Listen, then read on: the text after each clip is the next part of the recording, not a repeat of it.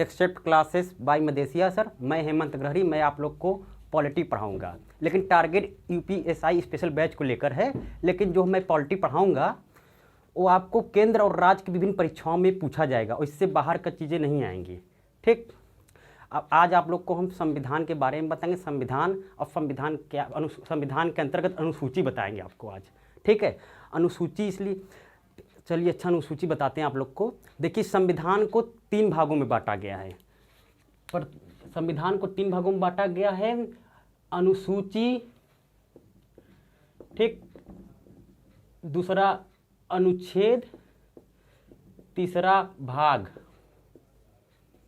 ठीक, 3 भागों में बांटा गया है। संविधान जैसे उदाहरण के रूप में समझिए आप, संविधान एक किताब है। ठीक, और जो किताब के अंदर जो अध्याय होता है, लेसन होता है, पाठ होता है, उसको मान लीजिए आप भाग।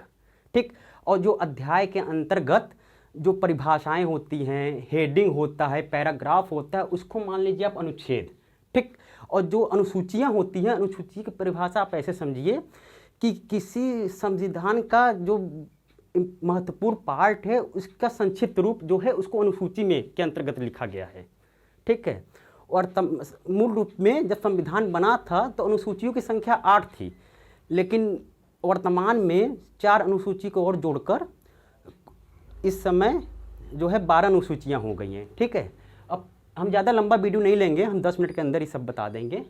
ठीक, देखिए अनुसूची 1 के अंतर्गत राज्य और केंद्र शासित प्रदेशों का उल्लेख है। ठीक है, अनुसूची 1 का जो संबंध है अनुच्छेद 1 से अनुच्छेद 4 तक है। ठीक है, इसमें वर्तमान में अनुसूची 1 में 28 राज्य और 8 केंद्र शासित प्रदेश का उल्लेख किया गया है। ठीक, 8 केंद्र शासित प्रदेश में देखिए, पहला जम्मू और कश्मीर, दूसरा लद्दाख, तीसरा चंडीगढ़, चौथा दिल्ली, 5वां अंडमान एवं निकोबार द्वीप समूह, 6वां पांडिचेरी, 7वां लक्षद्वीप, 8वां दमन एवं दीव। ठीक,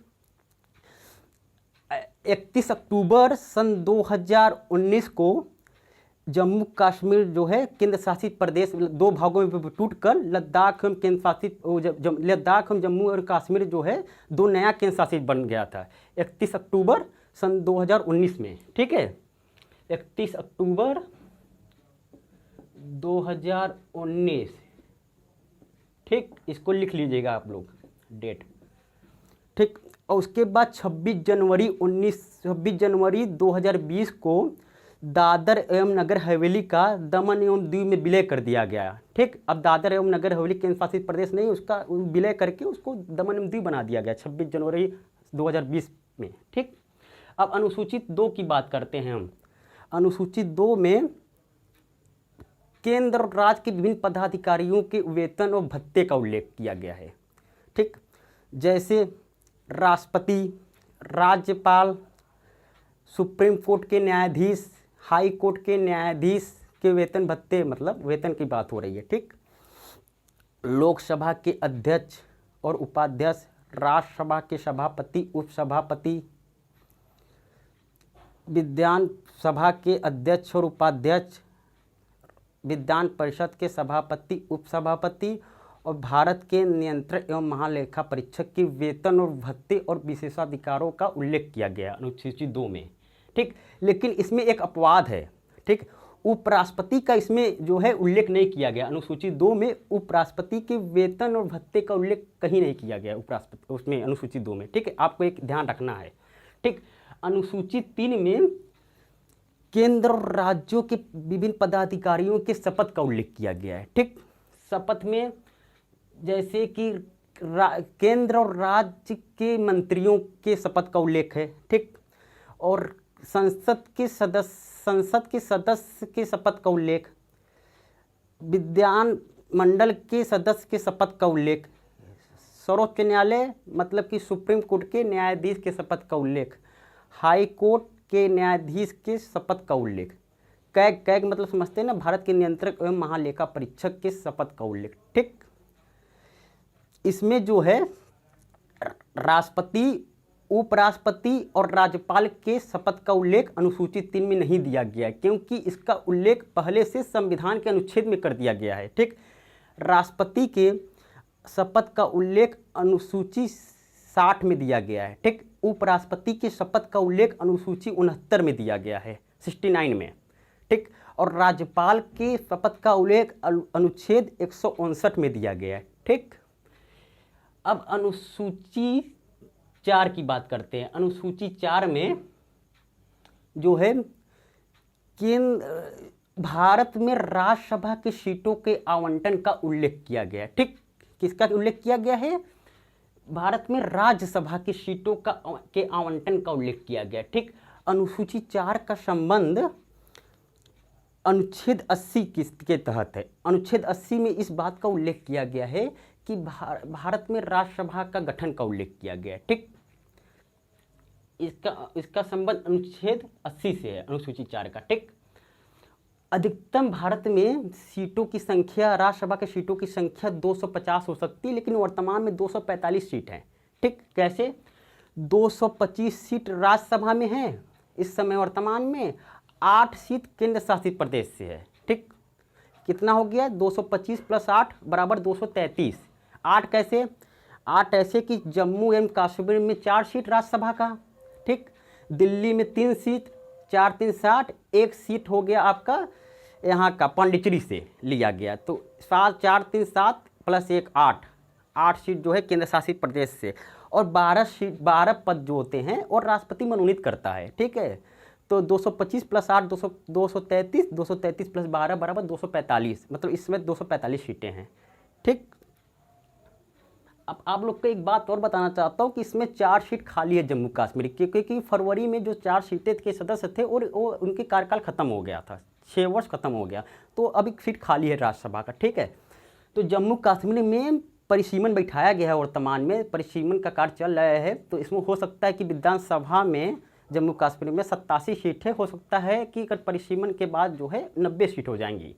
ठीक, आप लोग को जानकारी के लिए मैं बता दे रहा हूँ। फिर अनुसूची 5 में देखिए, आइए अनुसूची 5 में है अनुसूचित एवं जनजाति क्षेत्रों के प्रशासन का उल्लेख। ठीक, इसमें असम, मेघालय, मिजोरम और त्रिपुरा को छोड़कर बाकी जितने 9 राज्य जाते हैं अनुसूची 5 के अंतर्गत जनजाति में, जैसे महाराष्ट्र, राजस्थान, मध्य प्रदेश, झारखंड, छत्तीसगढ़, आंध्र प्रदेश, ऐसे 9 राज्य हैं। ठीक है, उसके प्रशासन का उल्लेख जनजाति, इसका संबंध अनुच्छेद 244 से है। किससे है? अनुच्छेद 244 से अनुसूची 5 का संबंध। अनुसूची 6 में आते हैं अब। ठीक है, अनुसूची 6 में वही असम, मेघालय, मिजोरम, त्रिपुरा, केवल 4 राज्य के अनुसूचित एवं जनजाति क्षेत्रों का उल्लेख किया गया है। ठीक, क्यों अनुसूची 6 में इसको चारों को अलग कर दिया गया? क्योंकि इसमें स्वशासी जिलों के गठन की बात की गई है। ठीक, स्वशासी जिलों की गठन की बात, मतलब ऐसा मानिए आप, ऐसा सोचिए आप, पूरे भारत में स्वशासी जिलों की संख्या केवल 10 है। असम में 3 स्वशासी जिला, ठीक, मेघालय में 3, ठीक, मिजोरम में 3, त्रिपुरा में 1, 3 3 6 3 9 1 10 स्वशासी जिलों का गठन किया गया। स्वशासी जिलों के गठन में जितना मतलब उससे बदलाव होगा स्वशासी जिलों में, उसमें राज्यपाल को ज़्यादा अधिकार दिया गया है। ठीक, लेकिन अनुसूची जो 5 है, अनुसूची 5 वाले में उसमें राष्ट्रपति को ज़्यादा अधिकार दिया गया, लेकिन अनुसूची 6 वाले में राज्यपाल को ज़्यादा अधिकार दिया गया है। ठीक, इतना आप लोग को समझ में आ गया। और बाकी जितना मैं बता रहा हूँ उसके आगे सब मैं आगे विस्तार से बताऊँगा, सब डायमेंशन खोलूँगा सब। ठीक है, अनुसूची 7 की बात करता हूँ। ठीक, अनुसूची 7 में जो है केंद्र और राज्य के संबंध का उल्लेख, मतलब उसमें सूचियाँ होती हैं ना, सूची भारत में 3 प्रकार के होती हैं, संघ सूची, राज्य सूची और समवर्ती सूची। ठीक, अनुसूची 7 का संबंध अनुच्छेद 246 से है। ठीक, संघ सूची में जब मूल संविधान बना था तो संघ सूची में 97 विषय थे, लेकिन वर्तमान में जो है 100 विषय हो गए। ठीक, 3 कैसे बढ़े, 3 कौन कौन से विषय बढ़े हैं आप लोग जान जाइए। ठीक, 88वां संविधान संशोधन, 88वां संविधान संशोधन 2003 में हुआ था।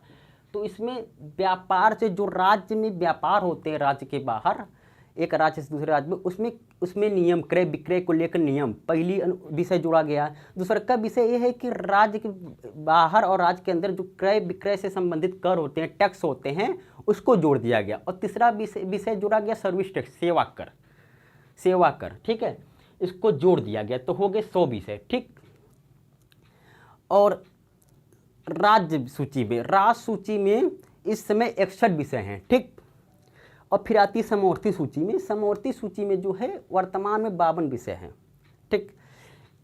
अब एक बात आप लोग जान लीजिए, 42वां संविधान, रुकिए मिटा दी इसको तब बताएं आप लोग को। देखिए समवर्ती सूची में अनुसूची 7 की मैं बात कर रहा हूँ, ठीक। समवर्ती सूची की बात कर रहा हूँ। समवर्ती सूची में 42वां संविधान संशोधन 1976 में हुआ था, ठीक। 42वां संविधान संशोधन के तहत जनसंख्या नियंत्रण व परिवार नियोजन को नया विषय शामिल कर दिया गया था, ठीक है, समवर्ती सूची में, ठीक। और 5 विषय को राज्य सूची से बदलकर संघ सूची में लाया, राज्य सूची से बदलकर समवर्ती सूची में लाया गया, ठीक। 5 विषय को, ठीक। यही संविधान संशोधन 42वां से ही लाया गया, 1976 में हुआ था। 42वां देख लीजिए आप लोग, ठीक। कौन कौन से? शिक्षा, वन्य जीव एवं पक्षियों का संरक्षण, ठीक, नाप तौल और न्यायिक प्रशासन, ये 5 विषय हो गए, ठीक। 5 विषय एक बार फिर से मैं बोल दे रहा हूँ। शिक्षा 1, ठीक, वन 2, तीसरा हो गया है वन्य जीव एवं पक्षियों का संरक्षण 3, ठीक। चौथा विषय आपका न्यायिक प्रशासन, 5वां विषय नाप तौल, ठीक है। ये 5 विषय हो गया।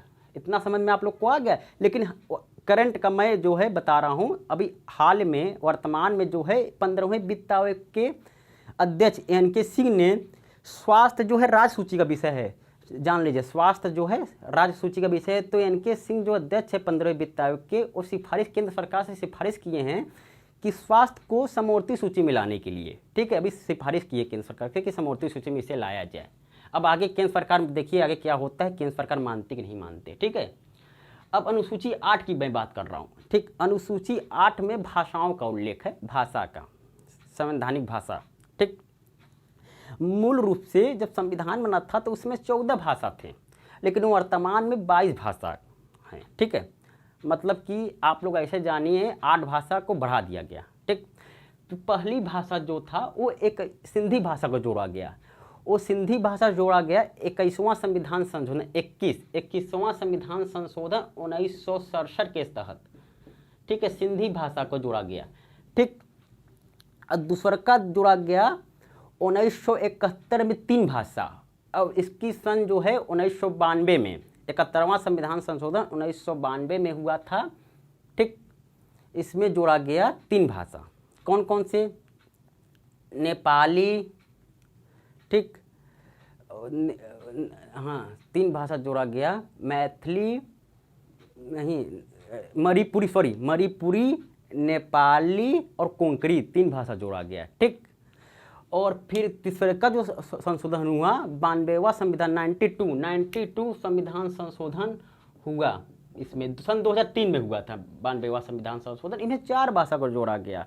कौन कौन से? बोडो, डोंगरी, मैथिली और संथाली, 4 भाषा को इसमें जोड़ दिया गया, ठीक है। 92 संविधान संशोधन 2003 के तहत 4 भाषा को हो गए 22 भाषा, ठीक। और लेकिन इसमें भी करंट है। करंट क्या है कि अभी एक टुलू जनजाति है, दक्षिण भारत में पाई जाती है, आपके केरल कर्नाटक साइड में, वहाँ की एक टुलू भाषा है, उसको जो है शामिल करने के लिए मांग उठाई गया है कि टुलू को जो है 8वीं अनुसूची में शामिल किया जाए, ठीक। ये वर्तमान का है, अभी आवाज़ उठा, ठीक है। अब आप लोग जानिए कि कौन कौन सी भाषा महत्वपूर्ण भाषा, कौन कौन सी मुख्य रूप से भाषा जो है 8वीं अनुसूची में नहीं है, पूछ सकता है, पूछा भी गया है, ठीक। अंग्रेजी भाषा, 3 भाषा देखिए, अंग्रेजी, राजस्थानी और भोजपुरी, ये 3 भाषा ऐसी भाषा हैं कि इसको जो है 8वीं अनुसूची में नहीं है। लेकिन इस पर एक अपवाद है, जो मिजोरम राज्य है, पूर्वोत्तर राज्य में जो मिजोरम राज्य है, मिजोरम राज्य का जो राजभाषा है ना वो अंग्रेजी है, ठीक है, ये आप लोग ध्यान रखिएगा।